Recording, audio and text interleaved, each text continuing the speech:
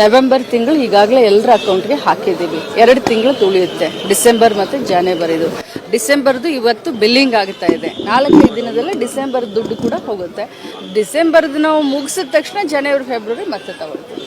ನಿಮ್ಮ ಗೃಹಲಕ್ಷ್ಮಿ ಹಣ ಹೆಂಗೆ ಅಂದ್ರೆ ಯಾವ ಕ್ಷೇತ್ರದಲ್ಲಿ ಚುನಾವಣೆ ನಡೀತಾ ಇದ್ದೋ ಆ ಕ್ಷೇತ್ರಕ್ಕೆ ಮಾತ್ರ ಬಿಡುಗಡೆ ಆಗುತ್ತೆ, ಅವಾಗ ಮಾತ್ರ ಬಿಡುಗಡೆ ಆಗುತ್ತೆ. ಖಂಡಿತ ಅದು ಆಧಾರಿತವಾದಂಥ ಒಂದು ಆರೋಪ.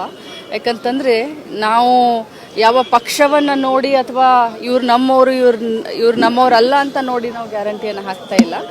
ಬಡವರು ಯಾರಿಗೆ ಇದು ಅನುಕೂಲ ಆಗುತ್ತೆ ಅಂಥವ್ರಿಗೆ 2-3 ಮಾಡಿದ್ದೀವಿ. ಯಾಕಂದರೆ ನಾನ್ IT ಮತ್ತು ನಾನ್ GST ಪೇ ಇರಬೇಕು, BPL ಇರಬೇಕು, APL ಇದ್ರೂ ಪರವಾಗಿಲ್ಲ ಅಂತ ಎಲ್ಲ ಏನೇನಿದಾವೆ ಅನ್ನೋದು ತಮ್ಮ ಎದುರುಗಡೆ ಇದೆ. ಸೊ ಇದು ಇಲೆಕ್ಷನ್ಗೋಸ್ಕರ ಮಾಡಿದರೆ ನಾವು ಇಲೆಕ್ಷನ್ ಆದಮೇಲೆ ನಾವು ಬಂದ್ ಮಾಡ್ತಾ ಇದ್ವಿ.